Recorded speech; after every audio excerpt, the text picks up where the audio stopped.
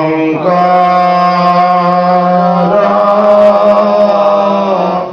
হরে ভকতর জানালেন কল্পতরু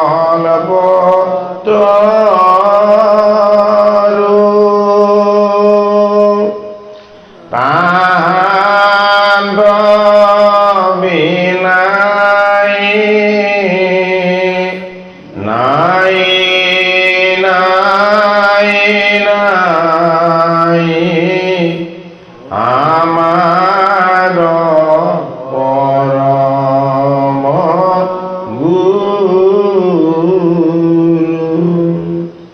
রাম আমার পরম গুরু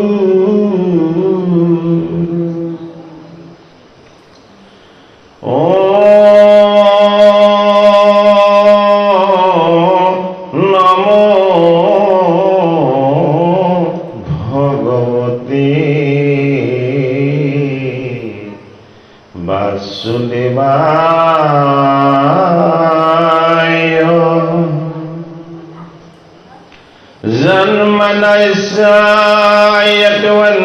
जन्मनस्यायतवन्नयतितरतचट्टे सविक्चर तेने ब्रह्महिनायदिकमये मुह्यन्ते यत्सुराय तेजोवर्णिमिदं यथा विनिमयो यत्तुति सग्रो मिषा धन्नासेन सदनिरस्तकुहकं सत्यं परं धीमहि धर्मपूजिता कैतवा वस्तु परमो निमत्स्य शरणं सतं वेदं वास्तवमत्र वस्तु शिवदं तपत्रयोमूलनम् श्रीमद्भागवते महामुनि कृते किंवा पररीश्वरः चद्रोहिडियवर्धृतयट्टकिटिवे शिशुवे तत्क्षणा निगमाकल्पतरो गलितं बलं सुखामुखात्मितद्रव संयुतम् पियत भगवतं रसमलयं मुहुर्मुहुरसिका भूमि भावुका हे कृपालु गुरुमूर्ति भकत वैष्णव बान्धव समस्त नलबारी नामघरत क्रमशभावे आगबঢ়াই অহা भागवत অনুষ্ঠানৰ আজিৰ পাঠ আৰু পৰ্যালোচনা ভাগ আমি আগবঢ়াবলৈ ভগৱন্তৰ চৰণত আৰু আপোনাক সমস্ত জনৰ চৰণত সেৱা কৰি আমি পদৰ মাজলৈ গৈছোঁ। নৱম অধ্যায় শুকমুনিৰ দ্বাৰা ভাগৱত কথা পদত আছে। এ শুকনি গদে শুনি মুক বিষ্ণুৰা এ প্রশ্নর উত্তর সয় এ কহিবু তোমার এ কৃষ্ণ সেবা বিনয়ান এ ধর্ম নাহি কয় এ কৃষ্ণ ভজনত মাত্র হে জ্ঞান উপজ হে কৃষ্ণ ৰেখে কৃপাতপ মাৰু হুৱে জ্ঞান হে কৃষ্ণ কৃপা বিনে কাৰ্য হে সাধিবা কতা হে আতপূৰ্ব ইতিহাস হে শুনা মহাশয় হে কৃষ্ণ কৃপা বিনে পুৰো সাৰ্থ কিছু হে পদ্মত জন্মিয়া ব্ৰহ্মা তাতে বহিলন্ত হে মই পুনইতো কিবা সেই একো নজানন্ত কৃষ্ণৰ কৃপাত বিধি পাছেহে জানিলা এই পদ্মৰ তত্ত্বৱে যাই হে ভিতৰ পখিলা এই পুৰুষাৰ্থ বলে বিধি একোৱে নপায় এই পদ্মৰ চকাত আখি হে বখিলা দুনা এ প্ৰাছে কৃষ্ণ দেৱৰ কি পাত মহামানী এ সমীপতে শুনি লন্ত এ তপ তপ বাণী এ মনে বিমৰি শিপাছে তাতো সৃষ্টিকৰ এ কৰিলন্ত তপ দিব্য এ হাজাৰ বৎসৰ এ তপস্যাত তুষ্ট হৈয়া এ প্ৰভু ভগৱন্ত এ কৃপা কৰি তৈতে বৈকুণ্ঠ দেখাই লন্ত ভাগৱতৰ দ্বিতীয় স্কন্ধ হ'ল গুৰুৱে দিয়া শিষ্যক আশীৰ্বাদ। ভাগৱতৰ দ্বিতীয় স্কন্ধ হ'ল গুৰুৱে দিয়া শিষ্যক জ্ঞান। ভাগৱতৰ দ্বিতীয় স্কন্ধ হ'ল ভাগৱত ধৰ্ম। ভাগৱতৰ দ্বিতীয় স্কন্ধ হ'ল কেনেদৰে জীৱই ভকতিৰ জ্ঞান লাভ কৰিব পাৰে তাক জনাৰ উপায়। এইটো কাৰণে প্ৰথম স্কন্ধ হ'ল গুৰুৰ গভীৰ তত্ত্ব। শুকদেৱ ভগৱানৰ গংগাৰ পাৰলৈ আগমন, শুকদেৱৰ অনন্য সুন্দৰ ৰূপ বৰ্ণন ভাগৱতৰ প্ৰথম স্কন্ধ সমাপ্ত। দ্বিতীয় স্কন্ধ আৰম্ভ হ'ল কিহেৰে? শুকদেৱৰ গংগাৰ পাৰলৈ যেতিয়া আগমন হ'ল, পৰীক্ষিত নৃপতিক শুকদেৱ ভগৱানে মহাভাগৱত মহাধৰ্ম কথা বিকত কৰিছে। যিখিনি কথা হৰিৰ লীলা অৱতাৰ ৰূপত সৃষ্টিকৰ্তা ব্ৰহ্মাই দেৱঋষি নাৰদক জনালে, সেইখিনি কথা পাণ্ডৱৰ নামে পৰীক্ষিত নৃপতিক শুকদেৱ ভগৱানে জানিবলৈ দি শুকদেৱে পৰীক্ষিত নৃপতিক কি কৰিছে? এইবাৰ আকৌ কৈছে যে এই জগতখনত একো কাৰ্যই একো কৰ্মই ভগৱন্ত কৃষ্ণৰ কৃপা অবিহনে সম্ভৱ নহয়। সেইটো কাৰণে তোমাক মই তাৰ এটা যুগুত কাহিনী আছে, সেই কাহিনীটো মই তোমাক জনাওঁ, শুনা। এই সৃষ্টিত প্ৰথম জীৱ হিচাপে জগতলৈ ব্ৰহ্মাণ্ডলৈ প্ৰথম জীৱ হিচাপে পঠাইছিলে কাক? জগতৰ হৰিয়ে সৃষ্টিকৰ্তা ব্ৰহ্মাক। ব্ৰহ্মাদেৱৰ জন্ম কেতিয়া হৈছিলে? ব্ৰহ্মাদেৱৰ জন্ম হৈছিলে পদ্মকল্পত। এই পদ্মকল্পত সৃষ্টিকৰ্তা ব্ৰহ্মাৰ জন্ম হৈ ভৱ জলময় জলত তেওঁ নিজেই বহি তেওঁ নিজেই ভাবিলে যে কোনো নাই, যেনিয়েই চাওঁ তেনিয়েই কেৱল জল আৰু জল, আৰু মোৰ নাভি পদ্মতেই জলৰ উৎসটো দেখোন লাগি আছে। গতিকে মইনো ক'ৰ পৰা আহিলো? সৃষ্টিকৰ্তাই ভাবিলে মই ক'ৰ পৰা আহিলো? তেতিয়া এই নাৰীডালৰ উৎসটো বিচাৰি সৃষ্টিকৰ্তা ব্ৰহ্মাই সেই জলেৰে ডুব মাৰি 100 বছৰ সাঁতুৰি সাঁতুৰি গৈ থাকিলে। কেৱল গৈ আছে গৈ আছে গৈ আছে, কোনো ৱাদিশ পোৱা নাই। 100 বছৰ গৈ থকাৰ অন্তত তেওঁ নিজেই ভাবিলে যে মই আৰু কিমান যাম, এই উৎসটো বিচাৰি মই আৰু কিমান যাম। 100 বছৰ যাত্ৰা কৰিও যিটো বস্তুৰ উৎস মই এই জলৰ মাজত এতিয়ালৈকে বিচাৰি নাপালো, গতিকে এইটোৰ সন্ধান কৰি আৰু মই যাত্ৰা কৰাৰ কোনো প্ৰয়োজন নাই, এই বুলি তেওঁ পুনৰ আকৌ 100 বছৰ ঘূৰি আহিলে, ঘূৰি আহি পদ্মাসনত বহিলে।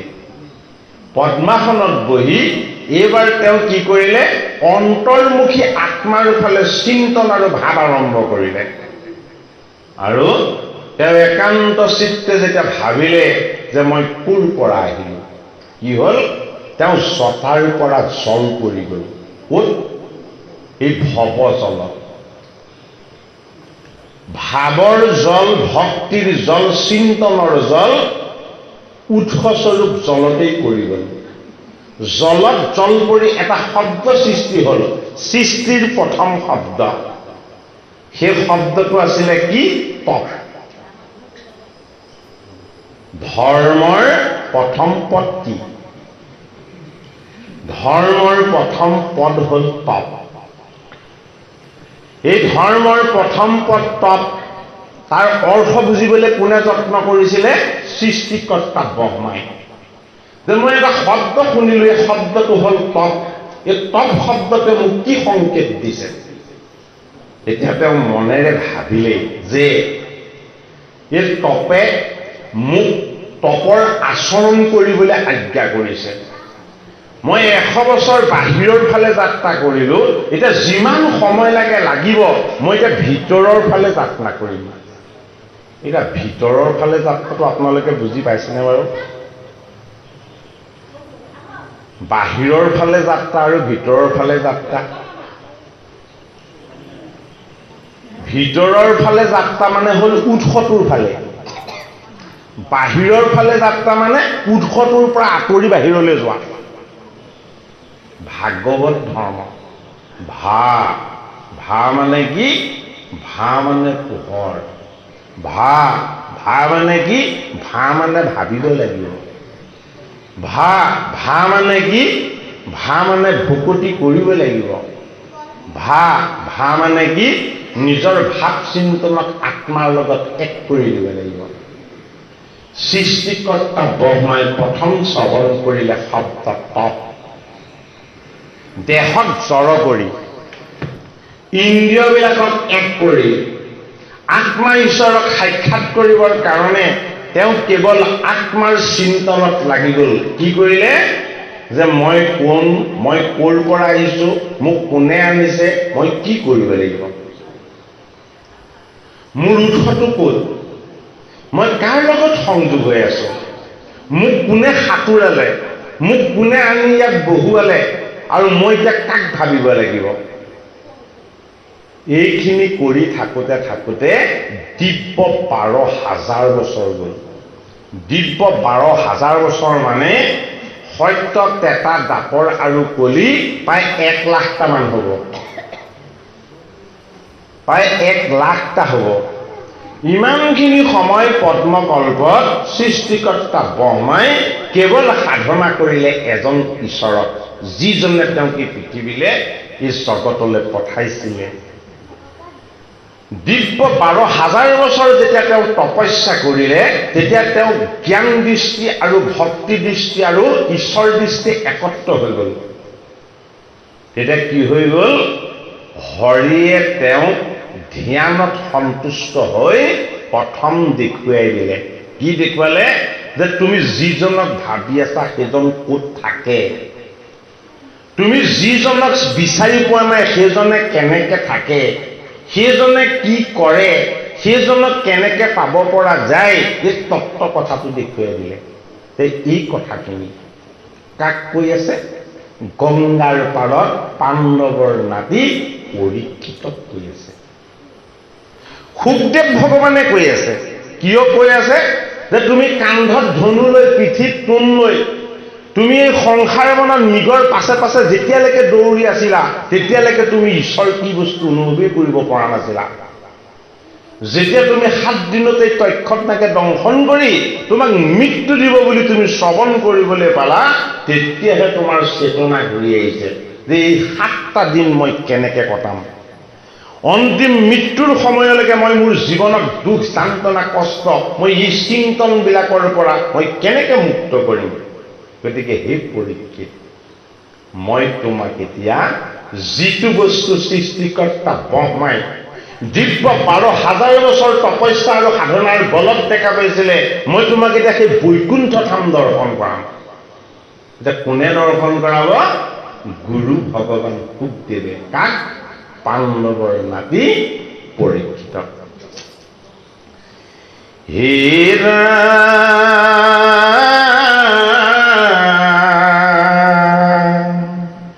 এই বৈকুণ্ঠ নগৰী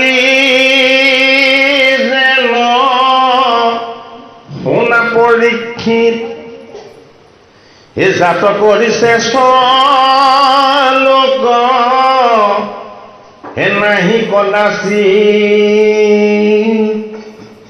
হে নাহি জাত কাম ক্ৰোধ লোভ মোহ ভয়, হে আত্মজ্ঞানী সকলেও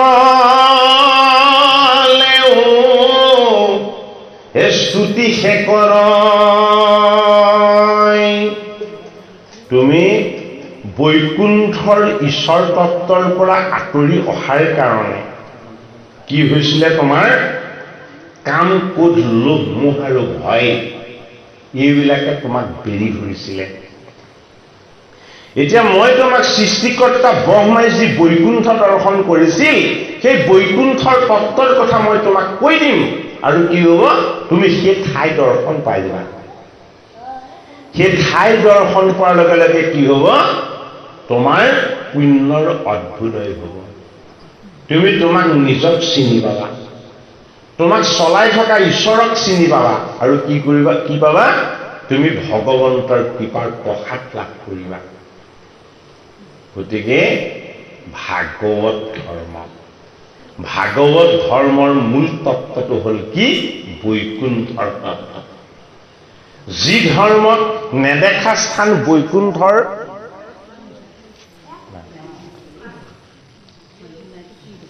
ঈশ্বৰ তত্ত্বৰ দৰ্শন হৈ যায়, ঈশ্বৰ তত্ত্বৰ দৰ্শন হৈ যাব পাৰে, সেই স্থানকণৰ নামেই হ'ল কি? বৈকুণ্ঠ ধাম। আপুনি দেখিব জানো? পাৰিব ন?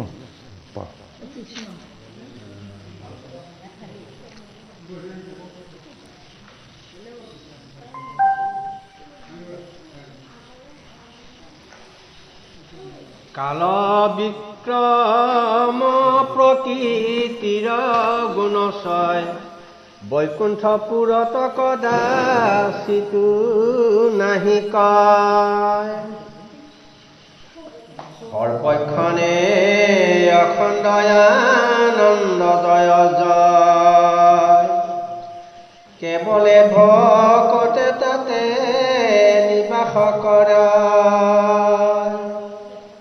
সবে শ্যাম কৰে বৰ কমল লোচন, উত্তম অংগত পিত সুন্দৰ বসন। ৰাম সৰ্বাংগে লাৱণ্য সুকুমাৰ আতিশয়, কিবা এটা দিব লাগিছিল। সমস্তৰে কৰ্ণে তলে কুণ্ডল দোলায়, বৈকুণ্ঠপুৰত যত পুৰুষ আশ্ৰয়, সেই চতুৰ্ভুজ মূৰ্তি নাহিকে সংখ্যায়।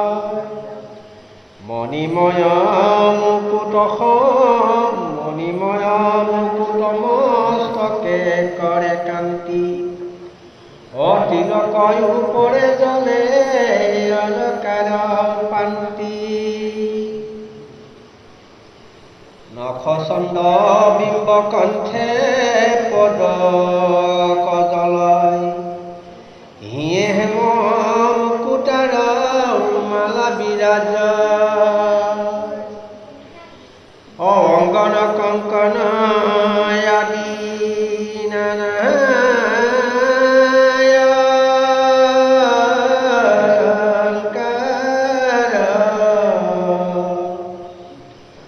সভাৰ অঙ্গত আদি কৰে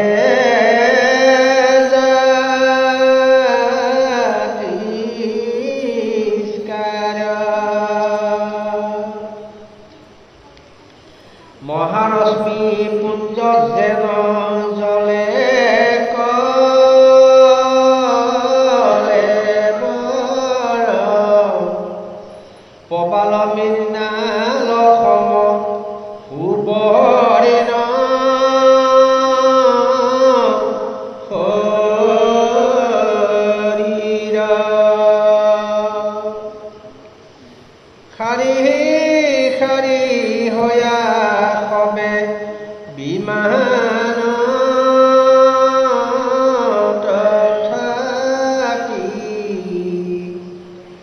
হাতে তাল ধৰি হৰি নাম গাৱে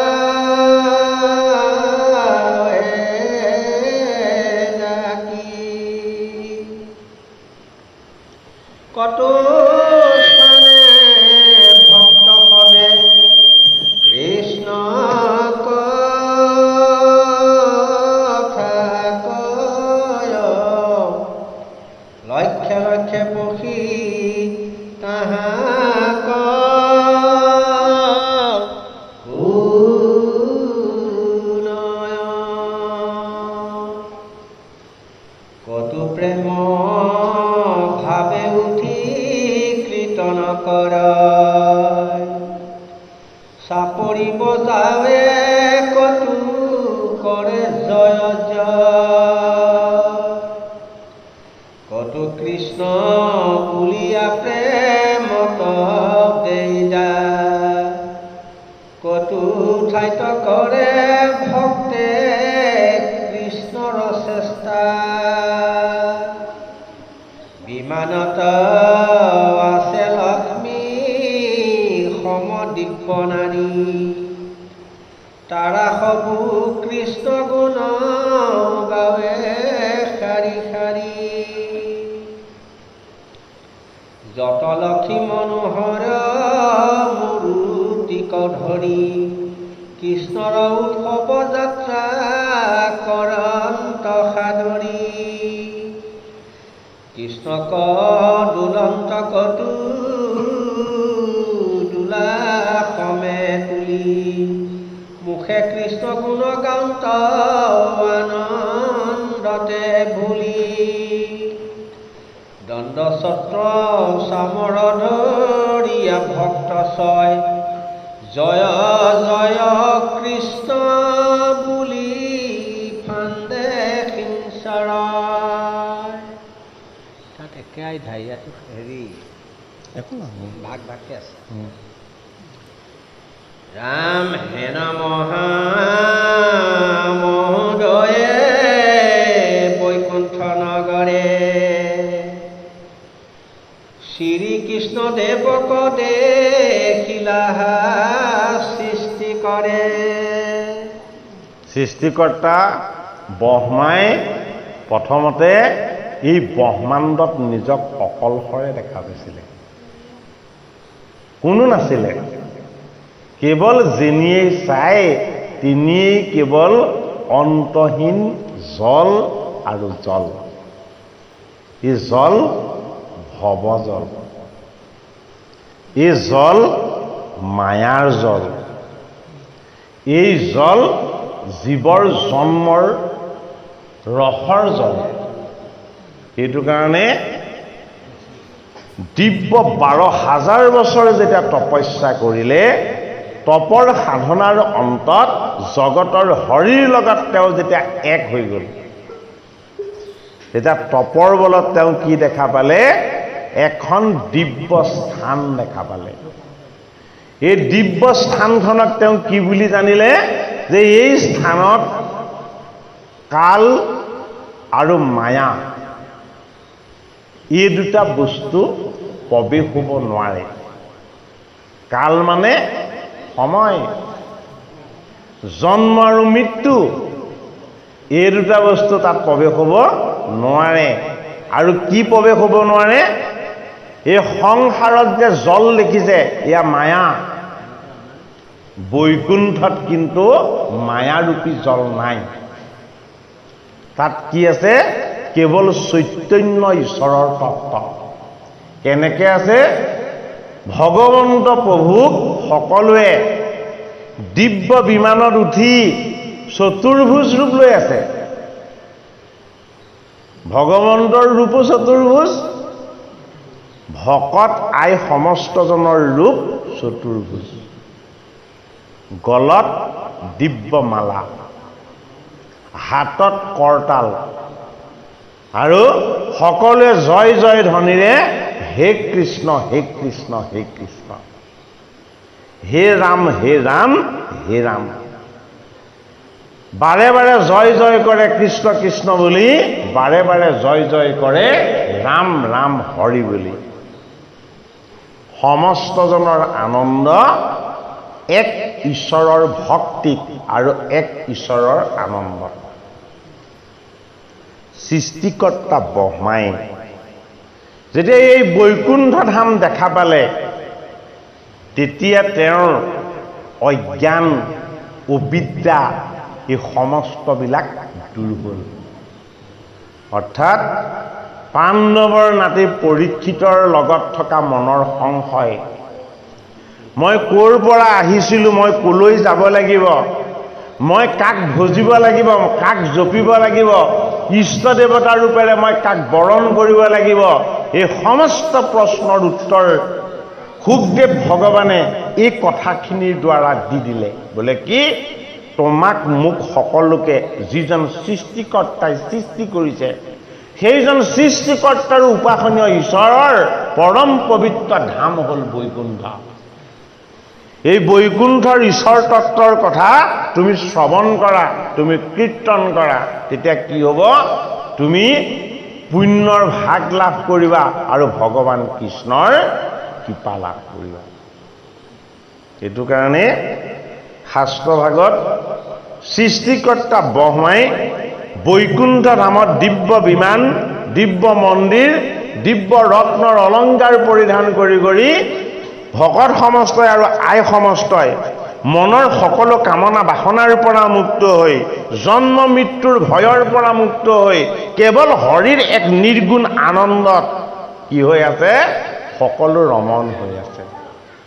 সেইটো কাৰণে একমাত্ৰ ভাগৱত শাস্ত্ৰ, যি শাস্ত্ৰত হৰি বৈকুণ্ঠত কেনেকৈ থাকে, অকলে থাকে নে লগত তেওঁ ভকত আই সমস্তও থাকে, তেওঁৰ ৰূপত থাকেনে ভকত বৈষ্ণৱ সকলো ঈশ্বৰৰ ৰূপত থাকে, এই সমস্ত কথা সৃষ্টিকৰ্তা ব্ৰহ্মাই তপময় সাধনাৰ বলত দেখা পালে আৰু পাণ্ডৱৰ নাতি পৰীক্ষিতে গুৰু শুকৰ কৃপাত দেখা পালে। পৰীক্ষিত নৃপতি শুকদেৱ ভগৱানে যি কৈ আছে, বৈকুণ্ঠ ধামৰ ঈশ্বৰ তত্ত্ব পৰীক্ষিত নৃপতিয়ে দেখি আছে। অৰ্থাৎ একমাত্ৰ গুৰু, তেওঁ বাক্যৰে বাণীৰে কৃপাৰে সৈতে শিষ্যক বৈকুণ্ঠ দৰ্শন কৰাই দিব পাৰে। ভাগৱত শাস্ত্ৰত আমাক সেই ব্যৱস্থাটো দেখুৱাইছে। বৈকুণ্ঠ এনে এখন ঠাই, যিখন স্থানলৈ কাল আৰু মায়া, মৃত্যু, ভয় ইত্যাদিবিলাকৰ কোনোদিন প্ৰৱেশ নহয়। যিখন স্থান নিৰ্মাণ কৰিছে ভগৱন্ত প্ৰভুৱে তেওঁ থাকিবৰ কাৰণে আৰু লগতে তেওঁ ভকত আৰু আই সমস্তক তাত একেলগে আনন্দত ৰমণ কৰাই ৰাখিবৰ কাৰণে। গতিকে বৈকুণ্ঠত থকাসকলক কি বুলি কোৱা হয়, পাৰিষদ বুলি কোৱা হয়। সদ মানে আত্মা, পাৰি মানে শাৰী, আত্মাৰ লগত একেটা শাৰীতে বহি একেলগে পৰমাত্মাৰ তত্ত্বক নিৰন্তৰ উপাসনা কৰি থকাৰ যিখন স্থান, এই স্থানখনৰ নাম হ'ল বৈকুণ্ঠ। সেইটো কাৰণে তাত থাকিলে মৃত্যুৰ ভয়, পোৱা নোপোৱাৰ আনন্দ কষ্ট এইবিলাক তাত একো নেথাকে। পৰীক্ষিত নৃপতিক শুকদেৱ ভগৱানে ভাগৱতৰ দ্বিতীয় স্কন্ধত মহাভাগৱত মহাধৰ্মৰ কথা কৈছে। আৰু এই মহাভাগৱত মহাধৰ্মৰ প্ৰথম পদ হ'ল তপ। এই তপ এনে এক শক্তিশালী ঈশ্বৰ তত্ত্ব, হয়নে? সত্য যুগত তপৰ যোগেদি সৃষ্টিকৰ্তা ব্ৰহ্মাই পদ্মকল্পত ঈশ্বৰৰ লগতে বৈকুণ্ঠ দৰ্শন কৰিছিল। কিন্তু কলিত তপস্যা ধৰ্ম আছে জানো? নাই।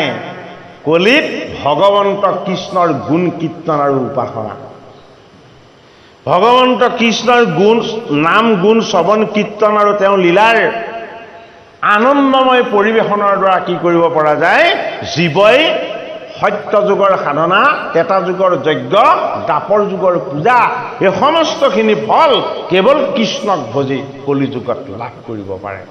যিটো কাৰণত ভাগৱতৰ প্ৰথম স্কন্ধত পৰীক্ষিত নৃপতিয়ে আমাক দেখুৱাইছিলে, কি দেখুৱাইছিলে? কলিৰ 100টা দোষ আছিলে, কেৱল মাত্ৰ এটা গুণ আছিলে। কলি হ'ল কাল। কালকো তেওঁ নিগ্ৰহ কৰিব পাৰে। পৰীক্ষিতৰ সেই শক্তি আছে। কালক নিগ্ৰহ কৰিলে, কিন্তু বধ নকৰিলে। কিয় বধ নকৰিলে? কলিৰ লগত এটা মহাগুণ আছে। এই মহাগুণটো বৈষ্ণৱ পৰীক্ষিতে দেখিলে। কলিয়ে গুণটো কি বুলি ক'লে? যে মোক ঈশ্বৰে পঠাইছে, মই নিজে অহা নাই। মোক ঈশ্বৰে এটা গুণ দি পঠাইছে। বোলে কি? সত্য যুগত সহস্ৰ বছৰৰ তপস্যা, ত্ৰেতা যুগত সহস্ৰ সহস্ৰ যজ্ঞ, দ্বাপৰ যুগত সহস্ৰ সহস্ৰ পূজা, ইমানখিনি কৰিও যিটো বস্তু প্ৰাপ্ত নহ'ব, এই কলি যুগত যদি কেনেবাকে কৃষ্ণক স্মৰণ কৰি দিয়ে আৰু তেওঁৰ কীৰ্তন কৰি দিয়ে, তাতকে বহুত কোটি কোটি গুণ ফল লাভ কৰিব। সেই গুণক ৰক্ষণ কৰিবৰ কাৰণে পাণ্ডৱৰ নাতি পৰীক্ষিতে কলিক নিগ্ৰহ কৰিলে, কিন্তু বধ নকৰিলে। সেইটো কাৰণে কলিৰ ধৰ্ম কি? ভাগৱত ধৰ্ম। ভাগৱত ধৰ্ম কি? ভগৱন্তৰ গুণ যশ আৰু লীলা শ্ৰৱণ কীৰ্তন, আৰু এইখিনি কৰি বৈকুণ্ঠ দৰ্শনৰ যি পবিত্ৰ আনন্দ, এই আনন্দৰ লগত এক হৈ যোৱাৰ ব্যৱস্থা। সুখদেৱ ভগৱানে পৰীক্ষিত নৃপতিক বৈকুণ্ঠ দৰ্শন কৰাই দিছে। ক'ত? গংগাৰ পাৰত। সৃষ্টিকৰ্তা ব্ৰহ্মাই পদ্মকল্পত দিব্য সহস্ৰ বছৰ তপস্যা কৰি তাৰ অন্তত যি বৈকুণ্ঠ দৰ্শন পাইছিল সুখদেৱ ভগৱানে, পাণ্ডৱৰ নাতি পৰীক্ষিতক 7 দিন নহওঁতেই গংগাৰ পাৰত গুৰুৰ চৰণ ভজি ভাগৱত কথা শ্ৰৱণ কীৰ্তনৰ আনন্দ হৃদয়ত অনুভৱ কৰিম বুলি ভবাৰ লগে লগে সেই বৈকুণ্ঠ দৰ্শন কৰাই দিলে। সেইটো কাৰণে ভাগৱত গন্ধ বিপৰীত।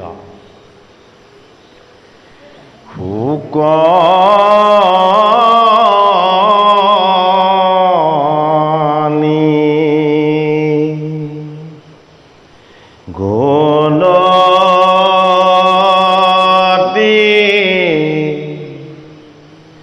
পৰীক্ষিত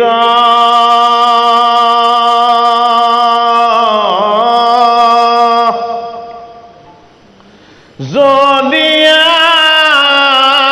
মিনিৰ গুণত স্থিত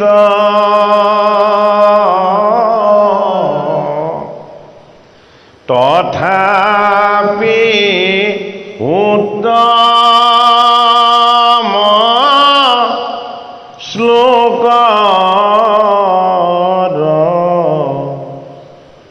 মহিমা গুণে।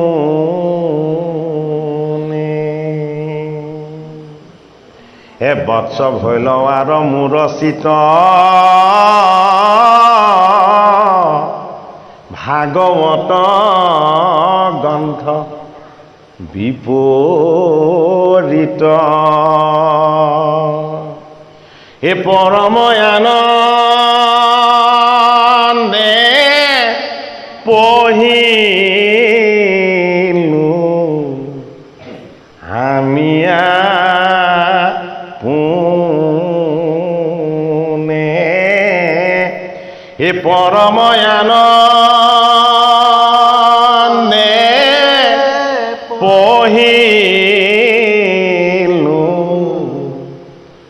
আমি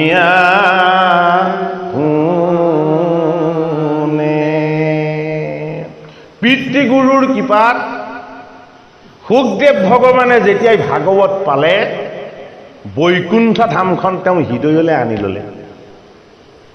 সুখদেৱ কি হৈ গ'ল? সুখদেৱ সমস্ত জন্ম মৃত্যুৰ গুণৰ পৰা মুক্ত হৈ গ'ল। কি হৈ গ'ল? আত্মাৰূপ হৈ তেওঁ নিৰ্গুণস্থিত হৈ গ'ল।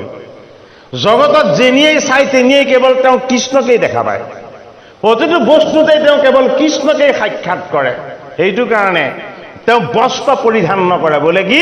তেওঁৰ লগত কোনো ধৰণৰ ঈশ্বৰে ৰচনা কৰা মায়া নাই। যাৰ লগত মায়া নাই তাক বস্ত্ৰৰ কি প্ৰয়োজন আছে? সেইটো কাৰণে সুখ কি? সুখ হ'ল দিগম্বৰ। সুখৰ সেই দেহটো কি? সেইটো কায়িক দেহ নহয়, সুখৰ সেইটো হ'ল আত্মা দেহ। সেইটো কাৰণে আত্মা দেহ কাৰণে কেনেকুৱা? 1600 বছৰীয়া তৰুণ, সত্যত জন্ম তেতাত শৰণ।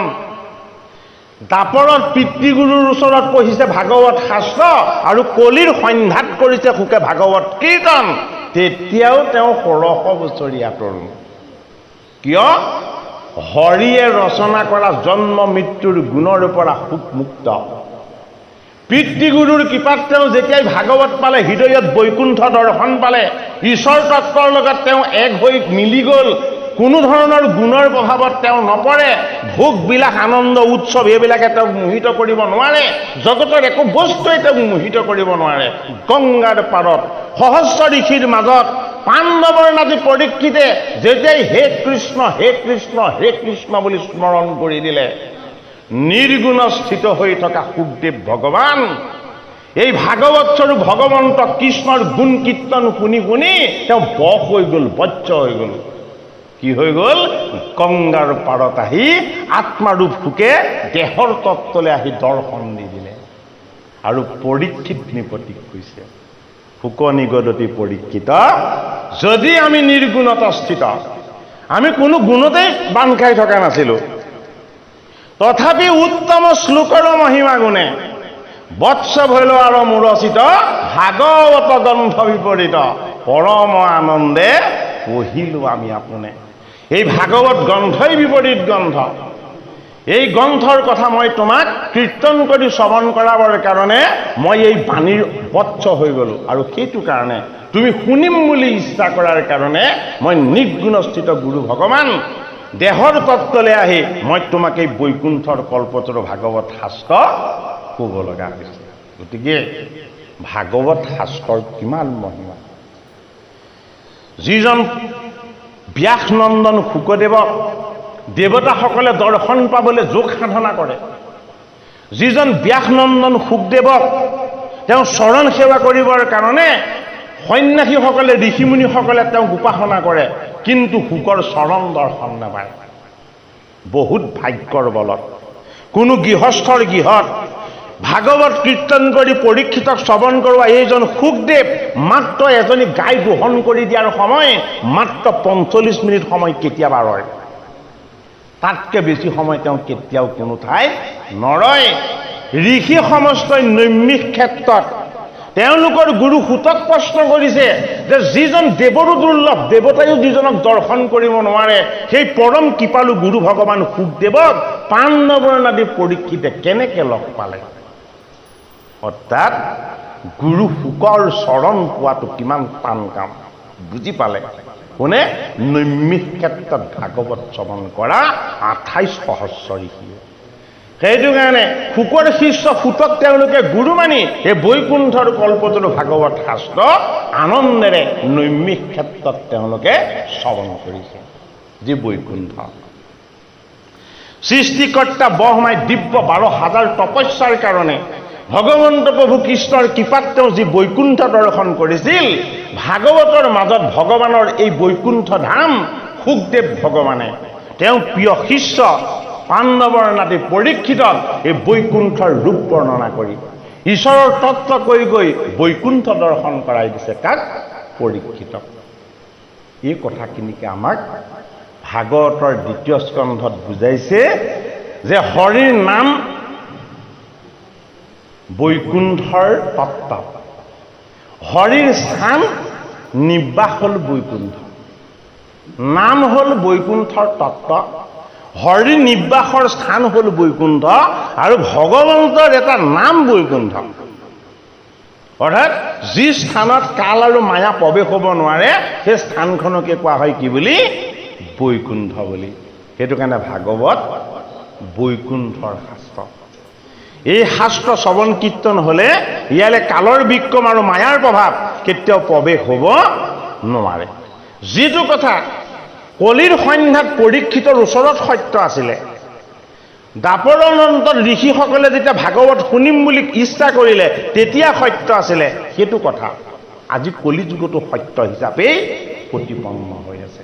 সেইটো কাৰণে ভাগৱত কথা শ্ৰৱণ কীৰ্তন কৰিবলৈ পোৱাটো জীৱৰ কাৰণে জন্ম জন্মান্তৰৰ পুণ্য সাধনাৰ ফল। নহ'লে এই বৈকুণ্ঠৰ কল্পতৰু ভাগৱত শাস্ত্ৰ কেতিয়াও শ্ৰৱণ কীৰ্তন কৰাৰ সৌভাগ্য নঘটে।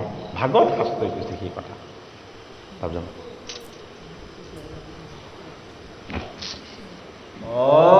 ভকতৰ প্ৰতি যজ্ঞপতি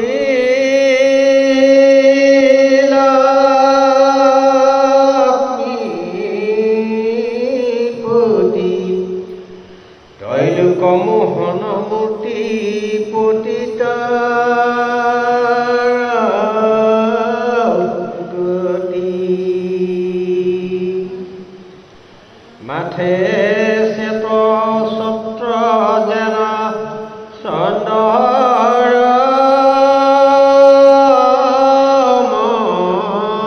মণ্ডল মুকুট মুৰাৰী তাৰ শ্ৰৱে অল্প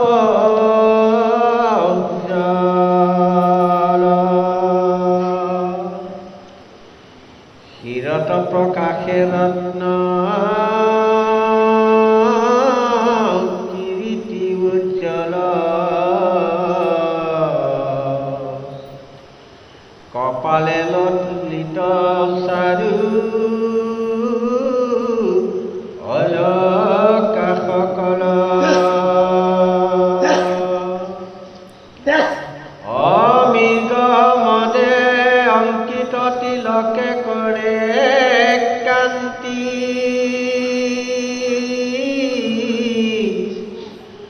অ কাম সৰাখন গঞ্জি শুভে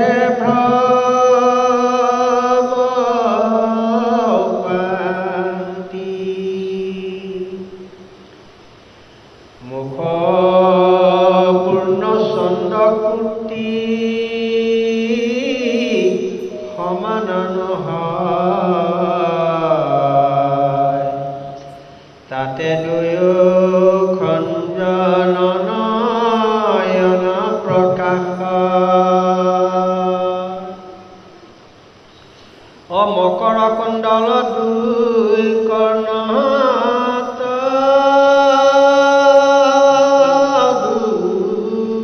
দুলয় যেন সুধাং সুক সমে আদিত্য উদয় থদৈ বন্দুলি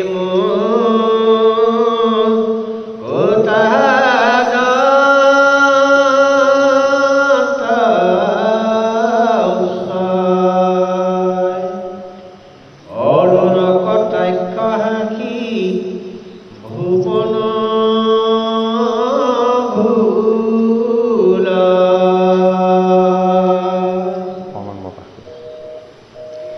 হে প্ৰভাতৰ সূৰ্য যেন কৌস্তভ কণ্ঠত এ গজ মুকুতাৰ মালা দোলে হৃদয়ত এই বাম পাশে লক্ষ্মী দেৱী দিয়াই আছে দেখা এ উত্তম কহত যেন হে উত্তম কহত যেন সুবৰ্ণৰ লেখা এ দক্ষিণে শিৱ চপান্তি হে আতি কান্তি কৰে এ সজ্জল মেঘত যেন বিজুলী সঞ্চাৰে। পৰীক্ষিতে এই ৰূপটো ক'ত চাই আছিলে বাৰু? এই যে বৈকুণ্ঠপতিৰ ৰূপটো যে বৰ্ণনা কৰি আছে শুকদেৱ ভগৱানে, এই ৰূপটো পৰীক্ষিতে ক'ত দেখা পাই আছিলে? যেতিয়া গুৰু শুকদেৱ ভগৱানে বৈকুণ্ঠৰ ঈশ্বৰ কৃষ্ণৰ তত্ত্ব তেওঁ কৈ আছে, শুকদেৱৰ মাজত গোটেইখিনি প্ৰকাশ হৈ গৈ আছে।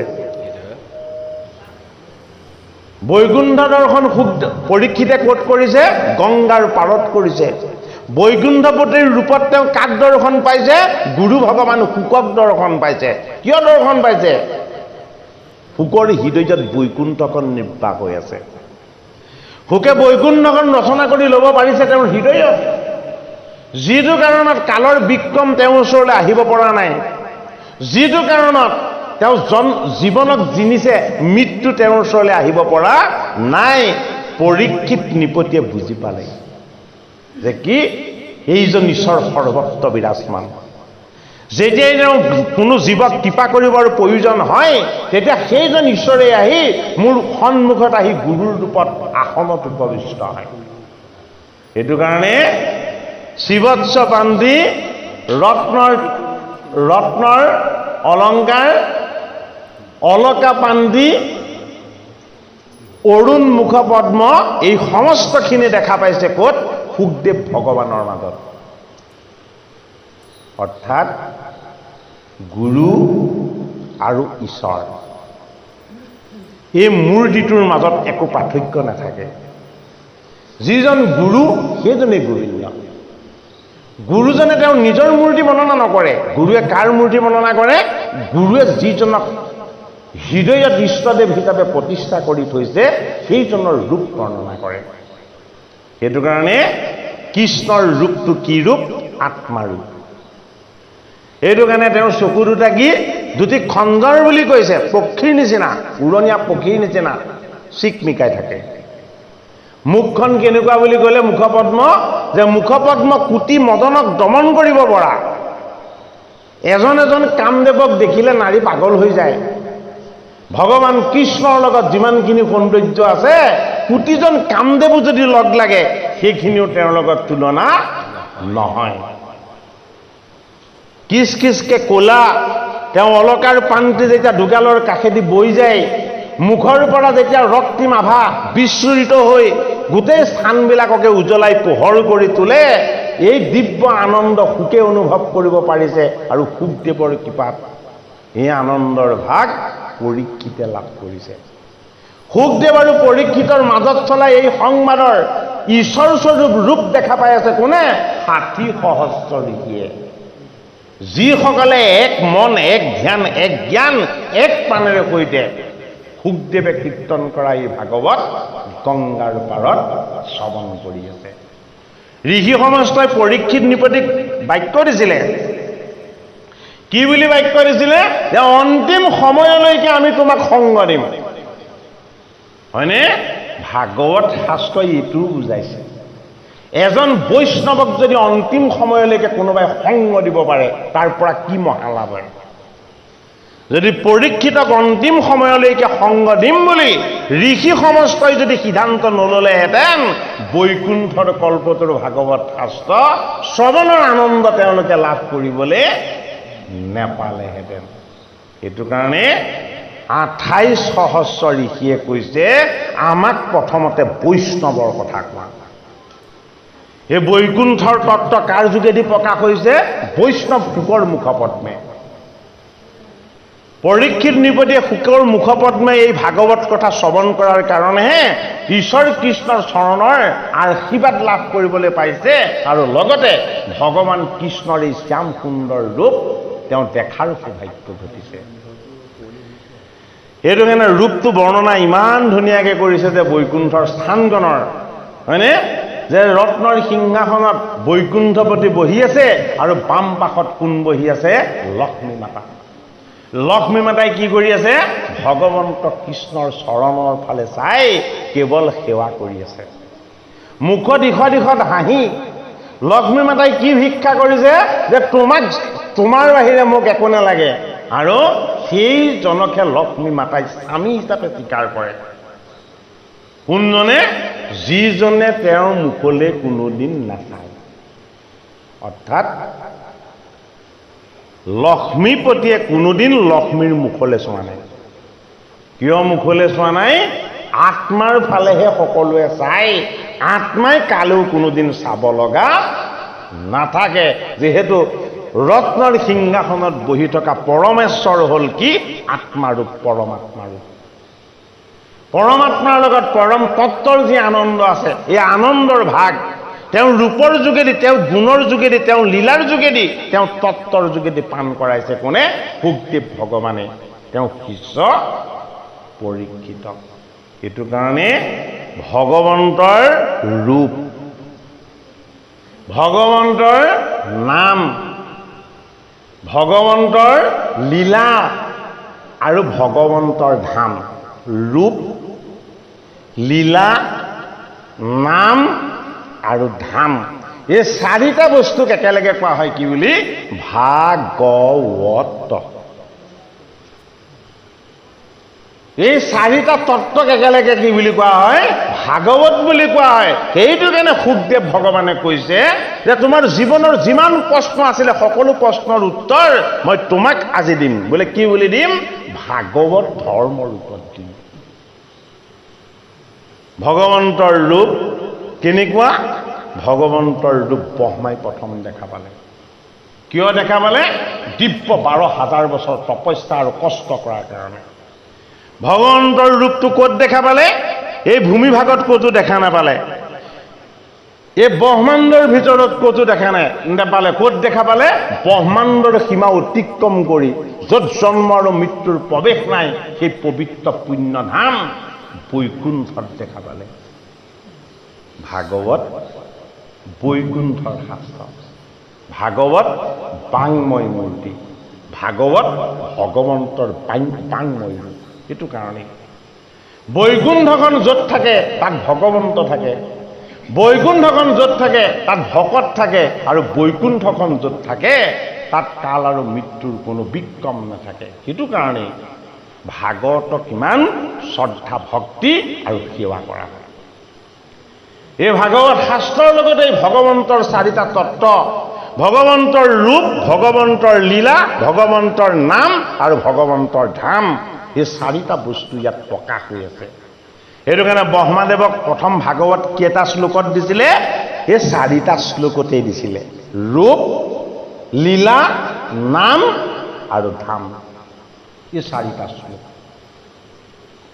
এই চাৰিটা শ্লোকৰ তত্ত্ব আনি যেতিয়া দেৱ ঋষি নাৰদে আনি টিকালজ্ঞ ঋষি বেদব্যাসক দিলে, তেওঁৰ লগত চাৰিটা আৰু সংযোগ কৰি দিছে।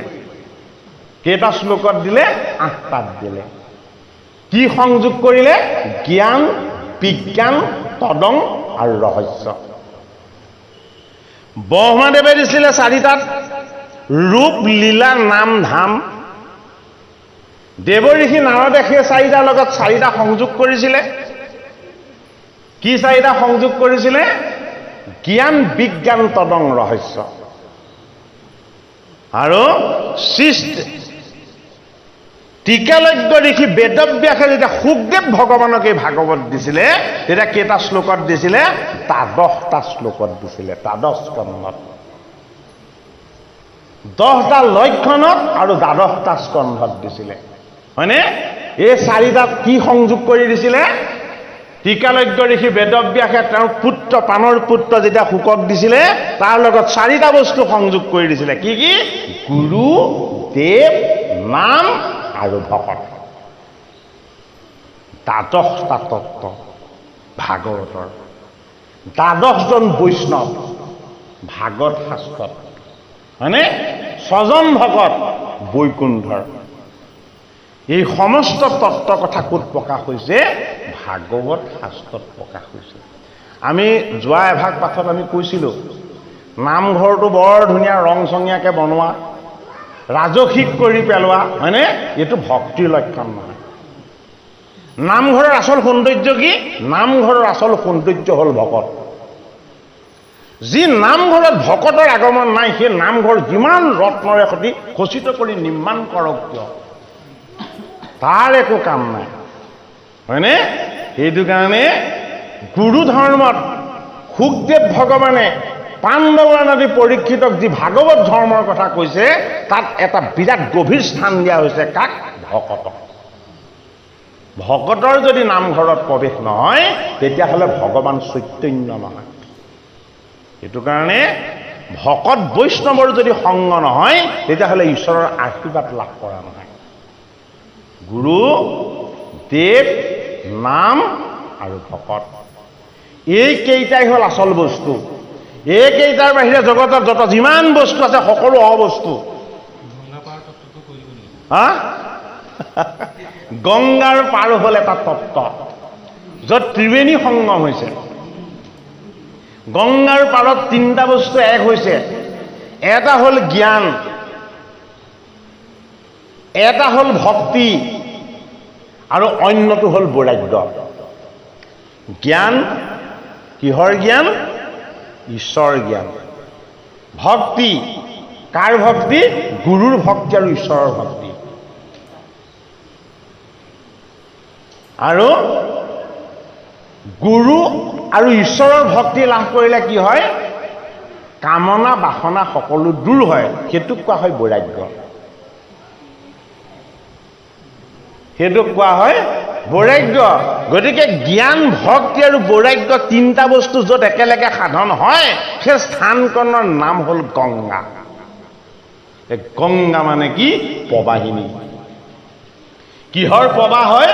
জ্ঞানৰ প্ৰবাহ হয়। সৃষ্টিকৰ্তা ব্ৰহ্মা প্ৰথমতে একো জনা নাছিল, একো বুজা নাছিল। তেওঁ হৃদয়লৈ, তেওঁ স্মৃতিলৈ জ্ঞানৰ প্ৰবাহ দিলে। কোনে? ভগৱন্ত প্ৰভুৱে। কিয় দিলে? তেওঁ ভগৱন্ত প্ৰভুক কায় বাক্য মন এক কৰি ভজিছিলে।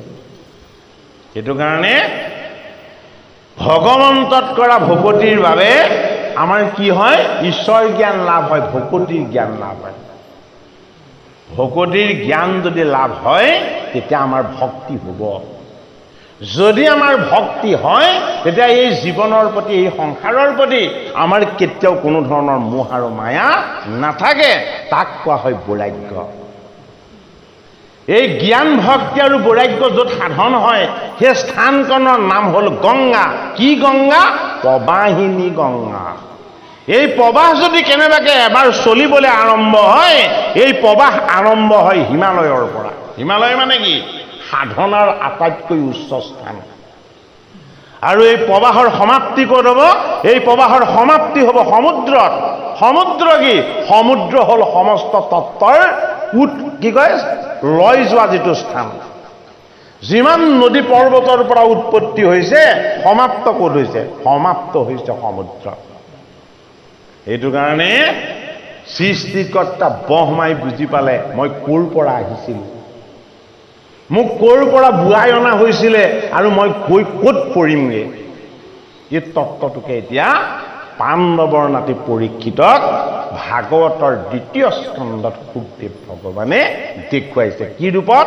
যে মই তোমাক যিজন কৃষ্ণৰ কথা কম, যিজন তোমাৰ ইষ্টদেৱ, যিজনক তুমি কায় বাক্য মন এক কৰি গুৰুত শৰণ লৈ তুমি যিজন কৃষ্ণক ভজিবা, সেইজন কৃষ্ণক তুমি ক'ত দেখিবা?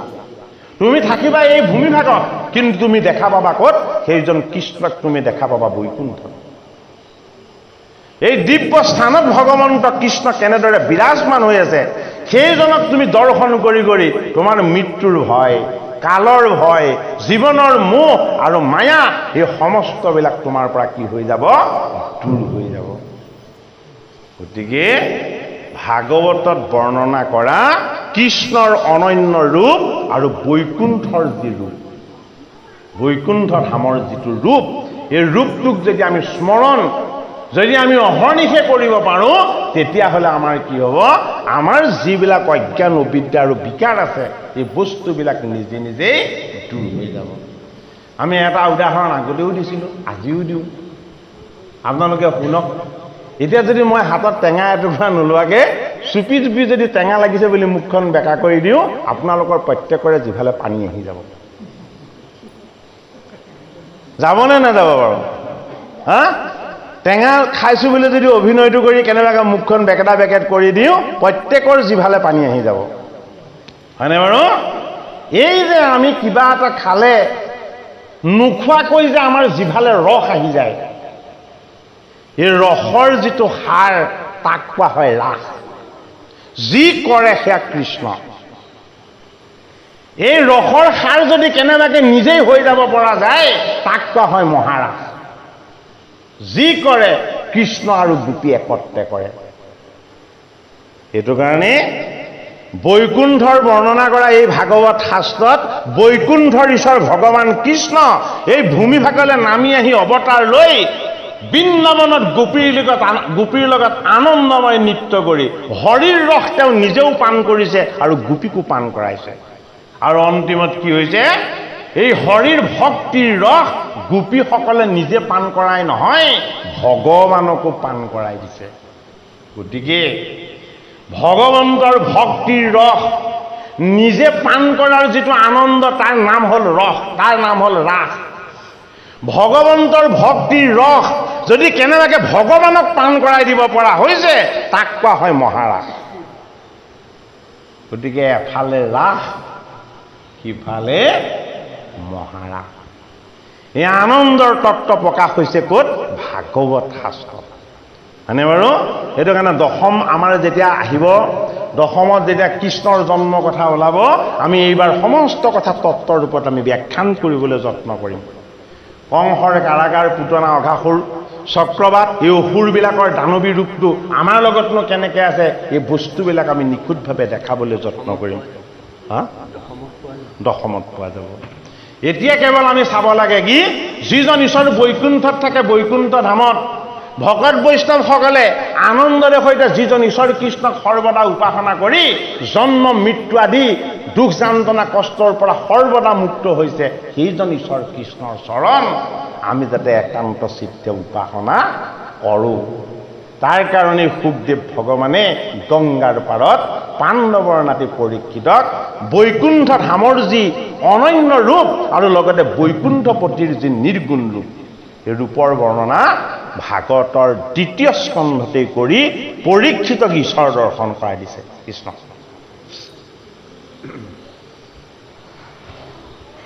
অজানুলম্বিত বনমালা প্ৰকাশ,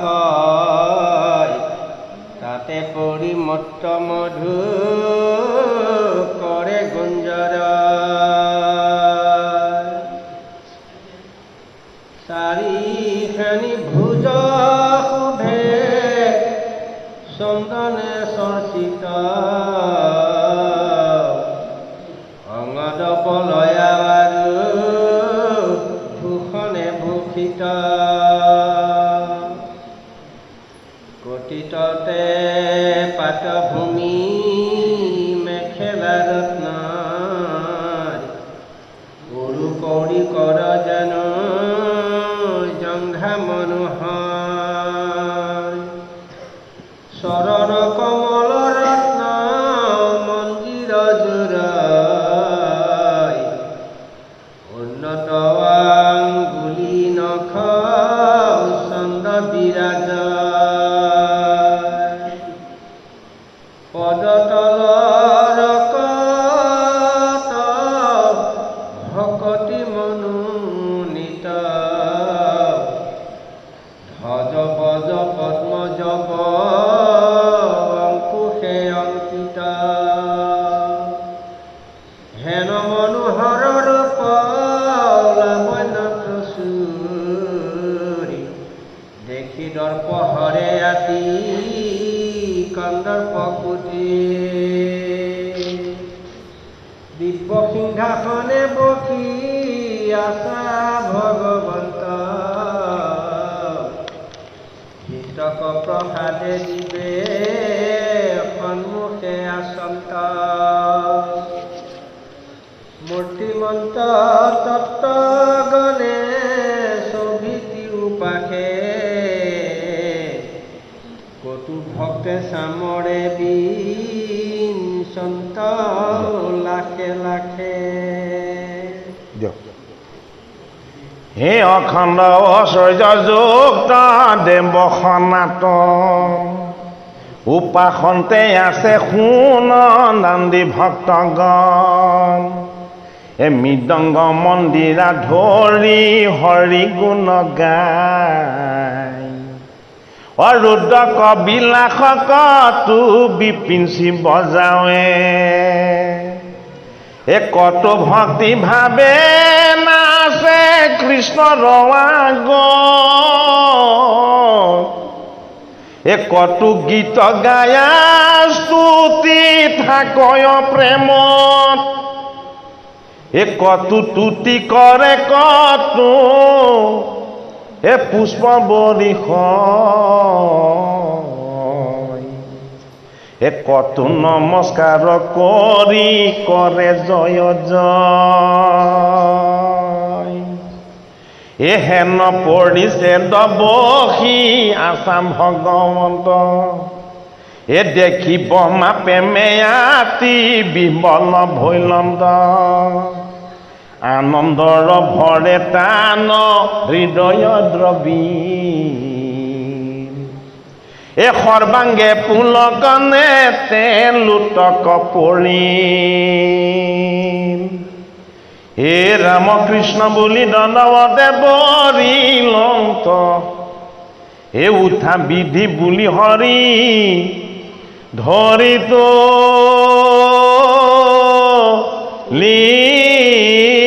লীলন্দ ব্ৰহ্মাৰ স্থান ক'ত ব্ৰহ্মাৱৰ্তত মানে ব্ৰহ্মাৰ ৰাজ্যৰ ওপৰত কাৰ ৰাজ্য সীমাহীন হৰৰ ৰাজ্য হৰৰ ৰাজ্যৰ ওপৰত কি সত্যলোক সত্যলোকৰ সীমাহীন ব্যাপ্তিৰ পৰা আৰম্ভ হৈছে কি বৈকুণ্ঠ ধাম সৃষ্টিকৰ্তা ব্ৰহ্মাই ক'ত সাধনা কৰিছিলে তেওঁ নাভি পদ্মৰ পৰা জন্ম হৈ মায়াৰ ভৱ জলত পদ্ম আসনত বহি তাৰ শব্দ মাত্ৰ শ্ৰৱণ কৰিছিল কি তপ ধৰ্মৰ প্ৰথম পদটো তেওঁ ধৰি ল'লে কি বুলি ধৰি ল'লে যে মই জন্ম হৈছো কেৱল সাধনা কৰিবৰ কাৰণে কি সাধনা আত্মসাধনা কি সাধনা মই ক'ৰ পৰা আহিলো আৰু মই ক'ত আছিলো মই নিজেনো কোন মোক কোনে প্ৰতিপালন কৰিছে এই কথাখিনি যেতিয়া তেওঁ জানিব বিচাৰিলে সাধনাৰ বলত তেওঁ দেখা পালে কি প্ৰথমতে বৈকুণ্ঠ ধাম তাৰ পাছত তেওঁ দেখা পালে কি বৈকুণ্ঠত থকা ভকত আৰু আই সমস্তক কি ৰূপত আছে বৈকুণ্ঠপতিৰ ভাৰ্যা লক্ষ্মীৰ যিটো ৰূপ সমস্ত আইসকলৰো সেই একেই ৰূপ কি ৰূপত আছে প্ৰত্যেকেই চতুৰ্ভুজ ৰূপত আছে আৰু কেনেকে আছে প্ৰত্যেকে আনন্দত কেৱল ভগৱন্ত কৃষ্ণক উপাসনা কৰি আছে প্ৰত্যেকে ৰামকৃষ্ণ নামৰ ধ্বনিৰে হাতত কৰতাল লৈ কোনোৱে নিজই কৃষ্ণ হৈছে আৰু কোনোৱে সেইজন কৃষ্ণকে উপাসনা কৰিছে অনন্য ৰূপত কোটি সূৰ্যৰ সমান উজ্জ্বল হৈ ভগৱন্ত প্ৰভু বৈকুণ্ঠত যেতিয়া প্ৰকাশ হৈছে এই দিব্য ৰূপ দৰ্শন কৰি সৃষ্টিকৰ্তা ব্ৰহ্মা আৰু ৰ'ব নোৱাৰিলে সৃষ্টিকৰ্তা ব্ৰহ্মাই কি কৰিলে তেওঁ সপেম ভকতিত ৰহস্য ভকতিত কাই বাক্য আৰু মন সেইজন ভগৱন্তৰ লগত এক হৈ গ'ল আৰু কি হ'ল তেওঁ চকুৱেদি সৰু সৰুকে চকু পানী ববলৈ ল'লে ব্ৰহ্মাই হুক হুককে কান্দিবলৈ ল'লে আৰু তেতিয়া কি হ'ল ব্ৰহ্মাৰ দুবাহুত ধৰি ভগৱন্ত প্ৰভুৱে ব্ৰহ্মাদেৱক কৈছে হে মোৰ পুত্ৰ তুমি উঠা তুমি কান্দিব নালাগে তুমি আনন্দ কৰা ক'ত দেখা পাইছিলে হৰিক তেওঁ দেখা পাইছিলে বৈকুণ্ঠত সপেন ভকতিৰ বলত ভগৱন্তৰ অনন্য ৰূপ তেওঁ যেতিয়া হৃদয়ত দৰ্শন পায় আনন্দত যেতিয়া তেওঁ ব্যাকুল হৈ কান্দি দিলে তেতিয়া সেইজন ঈশ্বৰে তেওঁ দুটা বাহুত ধৰি দাঙি দিলে কি বুজাইছে এই ৰূপটো আমি কেনেকে দৰ্শন কৰিব পাৰোঁ এই ৰূপটো আমি কেনেকে উপলব্ধি কৰিব পাৰোঁ তেওঁ আৰু আমাৰ মাজত যে কোনো দূৰত্ব নাই এই দূৰত্ব নাইকিয়া আমি কেনেকে কৰি দিব পাৰোঁ এই সাধনাটোক যি বুলি কোৱা হয় তাৰ নাম শুকদেৱ ভগৱানে কি বুলি দিছে মহাভাগৱত ধৰ্ম কেৱল মহাভাগৱত ধৰ্মতেহে এই সত্যটো কেৱল প্ৰকাশ হৈছে বাকী কোনো ধৰ্মতে এইটো কথা প্ৰকাশ হোৱা নাই ইমান দূৰত্বত থাকিও ইমান দূৰৰ পৰা সাধনা কৰিও সৃষ্টিকৰ্তা ব্ৰহ্মাই যেতিয়া সপেম ভক্তিত যেতিয়া তেওঁ চকু পানী টুকি দিলে বৈকুণ্ঠ ধামৰ পৰা নামি আহি সেইজন ভগৱন্তই তেওঁ দুবাহুত ধৰি তুলি দিলে অৰ্থাৎ বৈকুণ্ঠপতিতকে কৃপাময় হৰি বা দেৱ এই জগতত দ্বিতীয় কোনো নাই শুকদেৱ ভগৱানে পাণ্ডৱৰ নদী পৰীক্ষিতক এই বৈকুণ্ঠ আৰু বৈকুণ্ঠৰ ঈশ্বৰ তত্ত্বৰ কথা যেতিয়াই কৈ দিলে পাণ্ডৱৰ নদী পৰীক্ষিতেও হুক হুককে কান্দিবলৈ ল'লে যে হে মোৰ গুৰুজন মই যদি আপোনাৰ চৰণ নাপালোহেঁতেন মই যদি এই ভাগৱত শাস্ত্ৰ নাপালোহেঁতেন এই বৈকুণ্ঠপতিৰ যি অনন্য ৰূপ আপুনি কওঁতে মোৰ দৰ্শন হৈছে, এই ৰূপ দৰ্শন হোৱাৰ সৌভাগ্য মোৰ কেতিয়াও লাভ নহ'লহেঁতেন। প্ৰথম দেখা দিছিলে ব্ৰহ্মাক। ব্ৰহ্মাৰ কৃপাত দেখা পালে দেৱঋষি নাৰদে। নাৰদৰ কৃপাত সেই ৰূপ দৰ্শন হ'ল কাৰ? টিকালজ্ঞ ঋষি বেদব্যাসৰ। বেদব্যাসৰ কৃপাত সেই ৰূপ লাভ হ'ল কাৰ? দৰ্শন হ'ল কাৰ? শুকৰ। শুকৰ কৃপাত সেই ৰূপ দৰ্শন কোনে কৰিলে? পৰীক্ষিতে কৰিলে। শুকৰ কৃপাত সেই ৰূপ দৰ্শন কৰিলে কোনে? সূতমুনিয়ে। আৰু সূতমুনিৰ কৃপাত সেই অনন্য ৰূপ দৰ্শন কৰিছে কোনে? নৈমিষ ক্ষেত্ৰত 28 সহস্ৰ ঋষি। সেইটো কাৰণে কৰিছিলে এজনে সাধনা, দেখা কোনে পাইছে? যাৰ যাৰ ভগৱন্তৰ কৃপা হৈছে সমস্তজনে এই ঈশ্বৰৰ অনন্য ৰূপ আৰু আনন্দ দৰ্শন কৰি আনন্দৰ ভাগ লাভ কৰাৰ সুযোগ মিলিছে বা পাইছে। এই যে 32,000 ঋষি কলৈ গ'ল? হা? 32,000 ঋষি কলৈ গ'ল? 28,000 ইয়াত থাকিল। অকলে বাকীসকলে যাগযজ্ঞ বলি বিধান কৰি আজি ঘূৰি ফুৰা নাই জানো? এই যি গ'ল গ'লেই আৰু ঘূৰি নাহিলে আজিলৈকে। কওক কওক বাপজনা কওক। কৃষ্ণ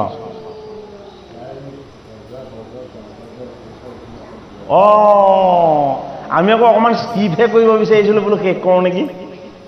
বাপজনে বৰ ধুনীয়া প্ৰশ্ন এটা সুধি দিছে। ব্ৰহ্মাদেৱে অকল ঈশ্বৰকে দৰ্শন কৰা নহয়, ব্ৰহ্মাদেৱে হৰিৰ যেতিয়া চৰণ দৰ্শন পাই গ'ল, হৰিৰ চৰণত ধ্ৰজ, ব্ৰজ, জৱ, অংকুশ আৰু পদ্ম 5টা চিহ্ন দেখা পালে। হয়নে? এই 5টা চিহ্নই হ'ল ঈশ্বৰৰ পৰম তত্ত্ব।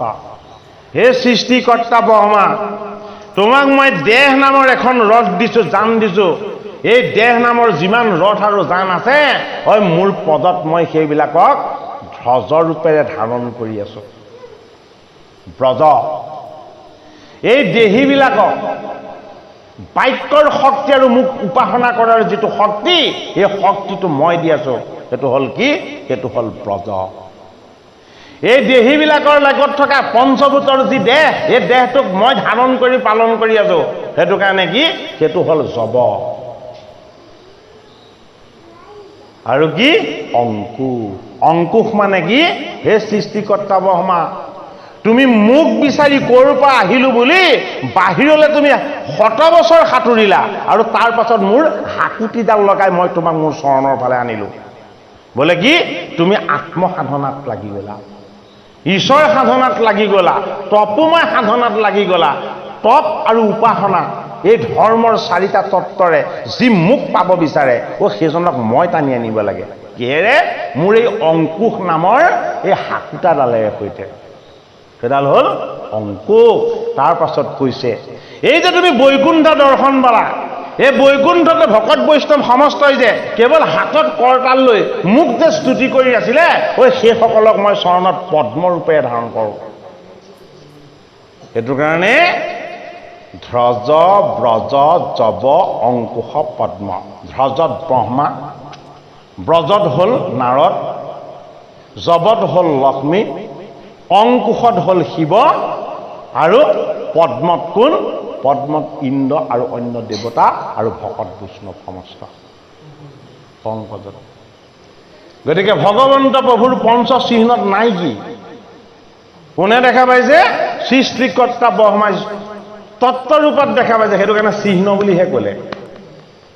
বস্তুখিনি গোটেইখিনি ভাঙি কৈ দিয়া নাই। আমি সোধাৰ কাৰণে অকণমান জনাইছোঁ, আৰু ইয়াৰ বিশ্লেষণ ইয়াতকৈ আৰু বহুত বেছি গভীৰ হ'ব।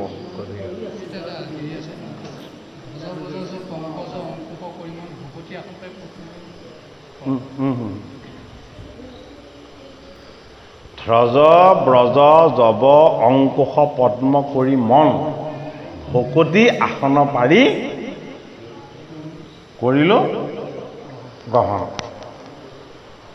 এই 5টা তত্ত্বত যিজন এক হ'ব পাৰিছে, হয়নে? সেইজনে ভকতিৰ আসনখন কি তাক বুজি পাব পাৰে। অৰ্থাৎ ভকতিৰ আসনখন ভকতৰ কাৰণে। ভকতে কি আসনত বহে? ভকতে সেইখন আসনত বহে যিখন স্থানত ভগৱন্ত ঈশ্বৰ কৃষ্ণৰ সেই 5টা চিহ্ন বিৰাজমান হৈ আছে। ভগৱন্ত কৃষ্ণৰ পদৰ 5টা চিহ্ন য'ত বিৰাজমান হৈ আছে, সেইখন আসনত ভকত বহে। কিয় ভকত বহে? ভকতে সেই ধূলিকণ শিৰত লৈ লয়। এইখিনি কথা আচলতে ক'ব লগা নাছিলে বাৰু, হা মানে বাৰু এইটো কাৰণে এইখিনি বহুত ৰহস্য কথা। সেইটো কাৰণে অকণমান জানিব বিচাৰিলে গুপুতকৈ সোধক লাগিব বাৰু এইখিনি কথা। আৰু আমি জনা কথাটো সুধিলে নোকোৱাকৈ থাকিলেও আকৌ অন্যায় হ'ব। অঁ মানে বাৰু এইখিনি মানে অতি গুহতত্বৰ কথা দেই। ঠিক আছে বাৰু, অতি সংক্ষেপে কৈ দিছোঁ, তথাপিতো ইমান ৰহস্য ভেদ হোৱা নাই বাৰু। হে ৰাম,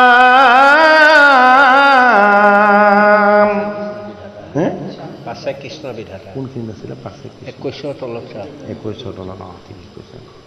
এই পাছে কৃষ্ণে বিধাতাৰ হাতত ধৰিয়া এ বুলিবে লাগিলা বাই কই শত হাঁহিয়া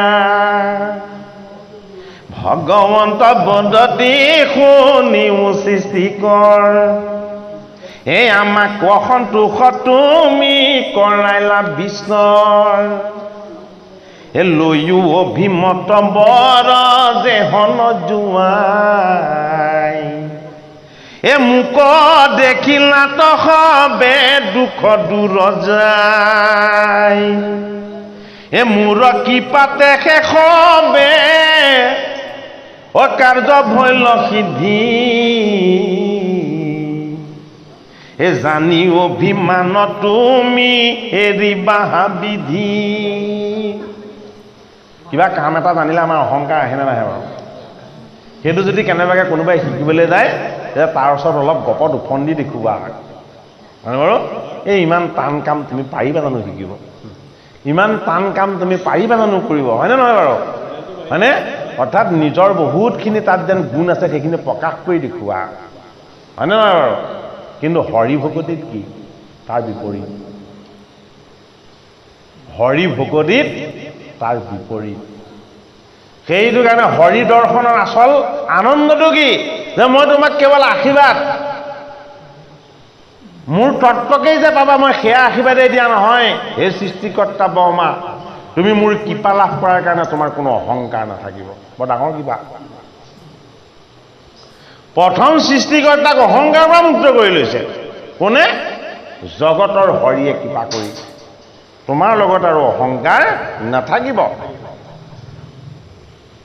হে ৰাম কৰিলা তপস্যা যিবা দেখিলা মোক এ সমস্তে মুহুৰ কি পায় আকৌ জানিও এইটো পুৰা হেৰি কৰিলো। এ বমায়ে বুলন্ত মোৰ হৃদয়ত কথা এই অন্তৰ্যামী প্ৰভু তুমি জানা সৰ্বথা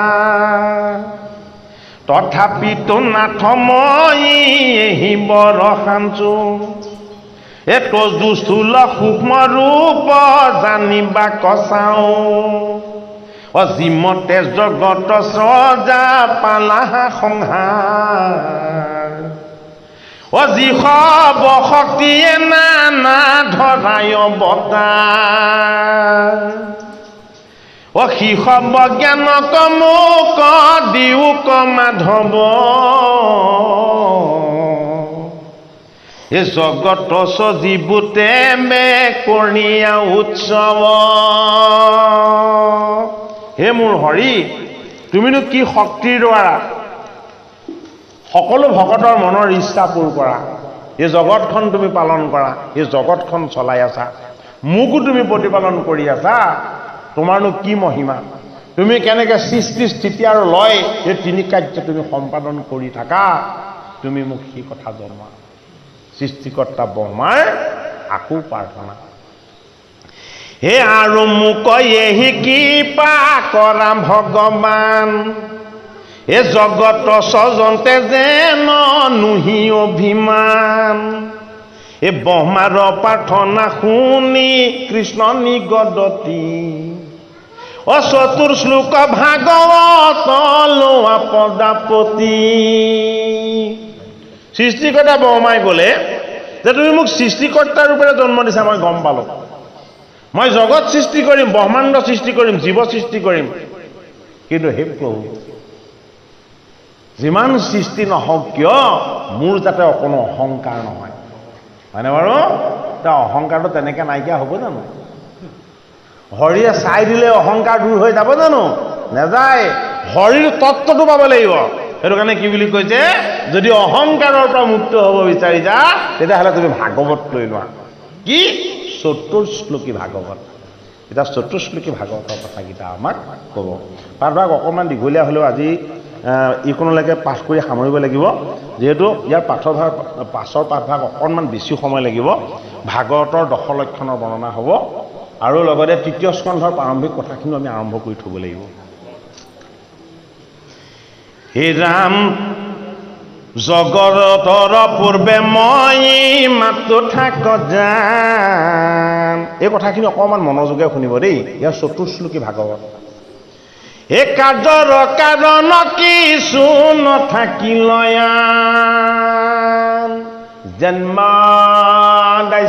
জন্মাদিতাৰতে। এইটো যিটো ভক্তি সূত্ৰ, এই ভক্তি সূত্ৰৰ মূল তত্ত্বখিনি এই চতুৰ্শ্লোকী ভাগৱতৰ সৈতে প্ৰায় একেই। হে ৰাম, কাৰ্যৰ কাৰণ কিছু নাথাকিল এ মোকে মাত দেখিও ক সৃষ্টিৰ মধ্যত। এ দেখা শুনা মানে সবে মই বিচাৰত। এ মই মাত অৱশেষে থাকো অন্তত।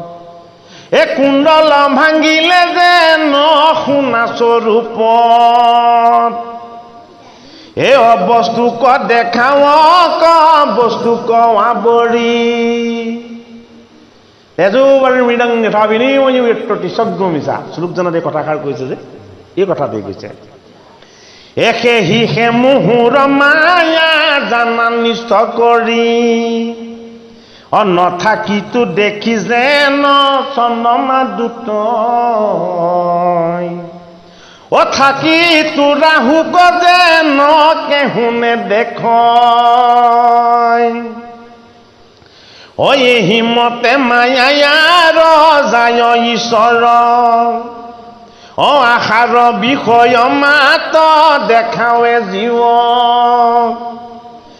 যেন মহাপঞ্চভূতে কৰি আনিবা।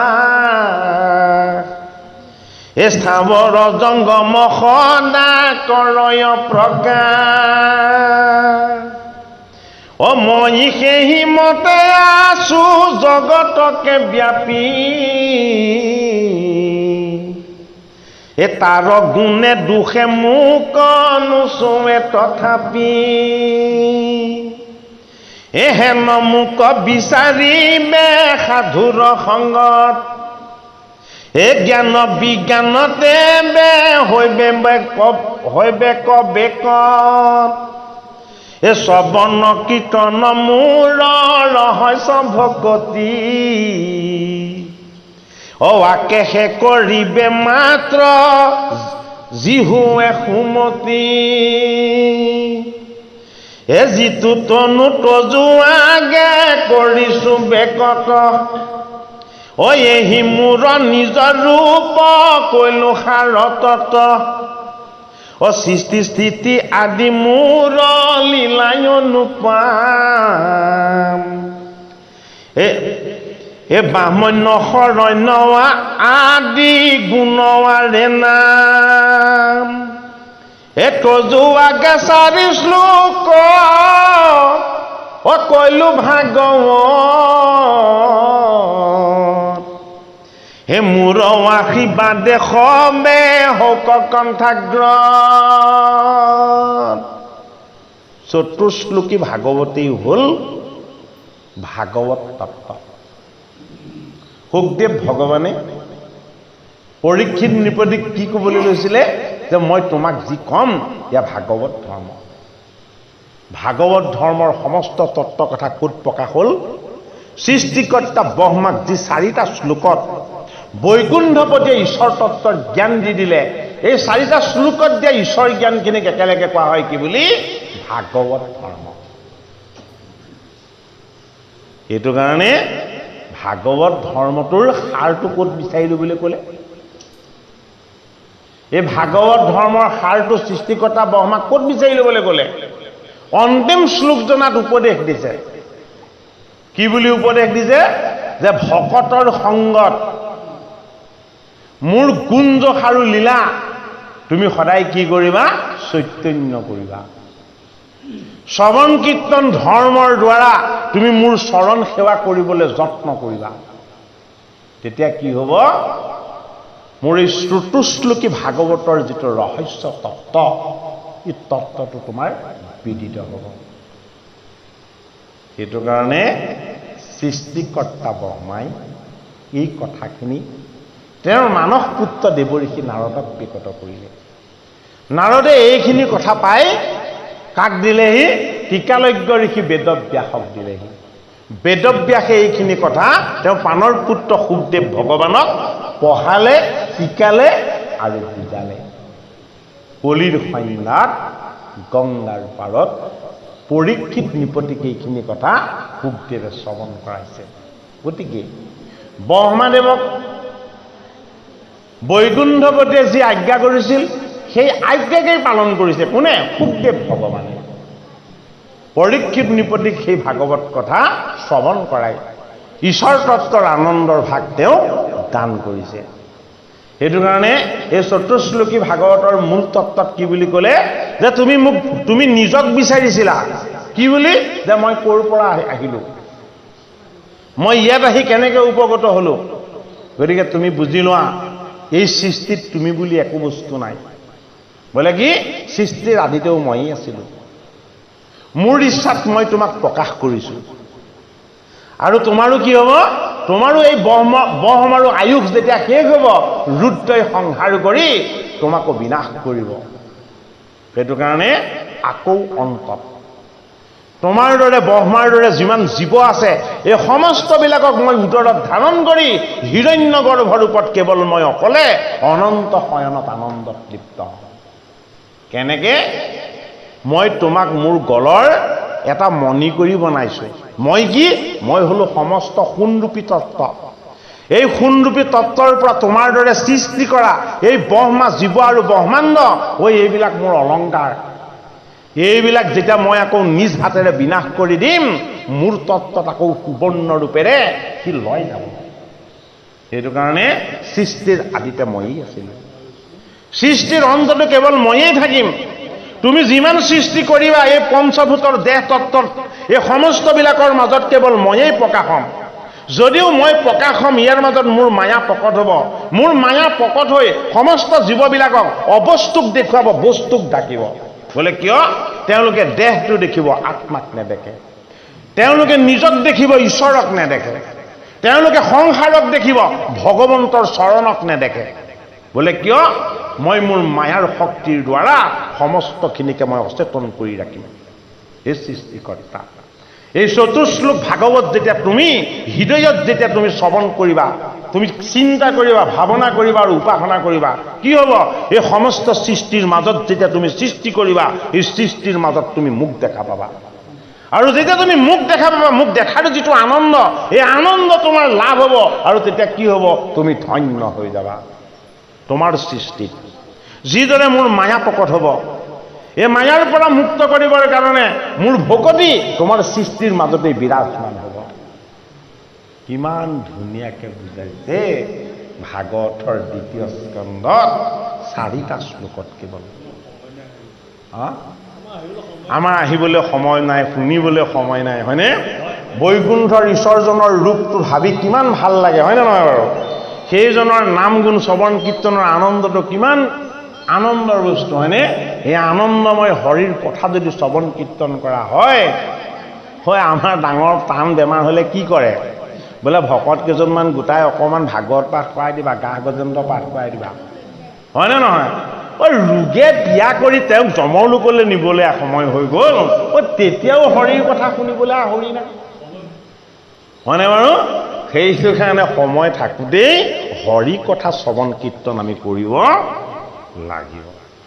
সৃষ্টিকৰ্তা ব্ৰহ্মাই জগতৰ হৰিৰ কৃপাত সৃষ্টি কৰি তেওঁ অহংকাৰটো কেতিয়াও জাগ্ৰত নহ'ব, এই আশীৰ্বাদ পালে বোলে। কিয়নো হে সৃষ্টিকৰ্তা ব্ৰহ্মা, তোমাৰ সৃষ্টিবিলাকত মোৰ মায়া বিৰাজমান হৈ মোৰ সত্যটো মোৰ মায়াই ঢাকি ৰাখিব, কিন্তু যেতিয়া মোক একান্তভাৱে শৰণ ল'ব, যেতিয়া মোক ভজিব, যেতিয়া ভকতৰ সংগত যেতিয়া মোক উপাসনা কৰিব, মোৰ মায়াৰ পৰা সেই জীৱক কৃপা কৰি মই কি কৰিম? মুক্ত কৰি দিম। মোৰ যি পৰম পবিত্ৰ আত্মিক সুখৰ আনন্দ, এই আনন্দ সেই জীৱই লাভ কৰিবলৈ পাব। এতিয়া সৃষ্টিকৰ্তা ব্ৰহ্মাক আৰু বহুত কৃপা কৰিব ভগৱন্ত প্ৰভুৱে। আমি এতিয়া পদত পাম। হে ৰাম কৰিও ভকতি মোৰ আজ্ঞাখিনে ধৰি, অনায়েষে যায় মাতে বে সংসাৰ কটৰি। এ মোৰ বাক্য ধৰা মাত্ৰ কণীয়ে কচিত, এ প্ৰজা স্বজন তেওঁতে বে নহিবা মোহিত। প্ৰথমতে ব্ৰহ্মাই কি সৃষ্টি কৰিছিলে বাৰু? বৰ ডাঙৰ কথা, ঈশ্বৰ সৃষ্টি কৰিছিলে। এই কথা ৰাজা তহন্ত মুনি সুকে, এ ব্ৰহ্মা কোৱা দেশ কৃষ্ণে কৰিয়া উৎসুকে, এ প্ৰেম ভাৱে বিধি চাই হৈ আছা সিটো ঠাম। এ লোক সমে কৃষ্ণে তৈতে ভৈলাৱন্ত ধ্যান। এ কৃষ্ণ কণে দেখি ব্ৰহ্মা প্ৰেমে ভৈলাৱাউল, এ কৃষ্ণ কৃষ্ণ বুলি গেৰি আন্ত যে নবাউল। এখনে আছিলা মোক দেখা দিয়া স্বামী, এ কৈক গৈলা ঐ বন্ধু হেৰামৰো আমি। হে আৰণে দেখিব সিটো চন্দ্ৰমা বন, এ হৰি হৰুৱাইলো মোৰ অধিকতো জীৱন। অ হে কৃষ্ণ পুনু মোক দিয়া দৰিখন, অ এহি বুলি সুকে ব্ৰহ্মা কৰ্ণন্ত ক্ৰন্দন। এ পাছে কতো বোলে ধৈৰ্য কৰিলন্ত মন, এ অদৃশ্য মূৰ্তিক পৰি কৰিলা বন্দন। এ কৃষ্ণ আজ্ঞা শিৰে ধৰি কৰিয়া যতন, এ অনন্তৰে সজিলন্ত নানা প্ৰজাগণ। এ পদ্ম কলপত পায়া মহাভাগৱত, এ কৰিলা বেকত আৰু ভকতি লোক। ঐ হিমতে আনন্দতে সিটো কল্প গৈল, এ বৰাহ কল্পৱাসী উপসন্ন ভৈল। এ লোকক কৃপায়ৱাসী নাৰদ মহন্ত, এ প্ৰশ্ন কৰি ভাগৱত ব্যক্ত কৰিলন্ত। এ দহোটা লক্ষণ কহে মহাভাগৱত, এ হৰি খেল ভিলা মুনি ব্ৰহ্মাৰ মুখত। এ পৰম কৃপালু ঋষি ভাগৱত পাই, এ হৰি গুণ গাই আহিলন্ত পিতি ঠাই। এ বিনা ধ্বনি শুনি ব্যাস আনন্দিত ভৈলা। কিমান মিল আছে চব কথাখিনি।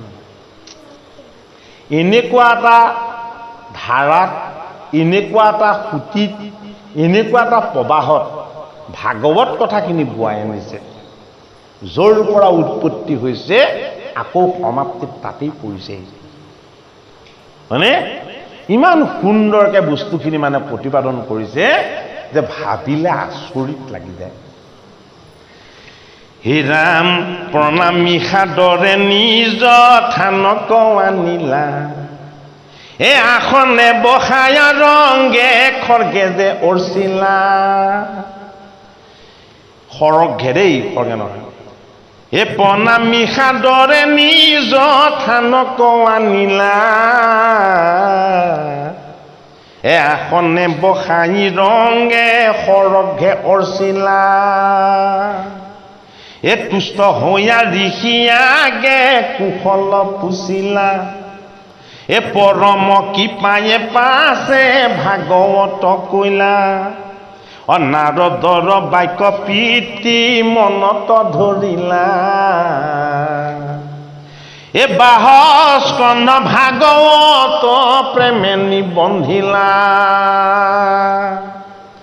এ মোক পঢ়াই লন্ত মই কহিবু তোমাৰ, এ মহাপুৰুষৰ তুমি কিংকৰ সাক্ষাৎ। এহি বুলি সুকে ভাগৱত কৈবে লৈলা, হে 8 9 2 অধ্যায়ৰ কথা গইলা। নমো নমো কৃষ্ণ তজু অভয় চৰণে, কায় মনে বাক্য মই পখিলো শৰণে। তোমাৰ মায়াই আমি নিজ কৰ্ম গতি,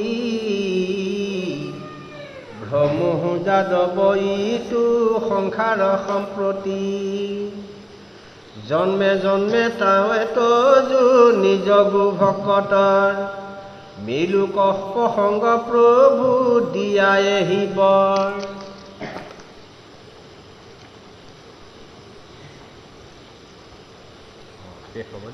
তাকে কৈছে। ব্ৰহ্মাহৰ পুৰন্দৰ আদি দেৱগণে, অজিতু পদৰ চিন্তি নাপাৱে যতনে। হেন তজু পদে অখণ্ডিত ৰতি হুক, শ্ৰৱণ কীৰ্তন ৰসে কদাপি নেৰুক। শুনা সভাসদ পদ 2 স্কন্ধৰ, একচিত্তে চৰণ চিন্তিও গোবিন্দৰ। আন ধৰ্ম এৰি লোৱা কৃষ্ণ গুণ নাম, কৃষ্ণৰ কিংকৰে কহে বোলা ৰাম ৰাম হৰি ৰাম ৰাম। সুখদেৱ গুৰু হৈ গংগাৰ পাৰত পাণ্ডৱৰ নাতি পৰীক্ষিতক জনাই দিলে যে পদ্মকল্পত সাধনাৰ বলত লাভ কৰা চতুশ্লোকী ভাগৱত ব্ৰহ্মাদেৱে তেওঁৰ মানস পুত্ৰ নাৰদক দিছিল বৰাহ কল্পত। বৰাহ কল্পত দেৱঋষি নাৰদে পিতৃৰ পৰা লাভ কৰা ভাগৱত মোৰ পিতৃগুৰু কৃষ্ণ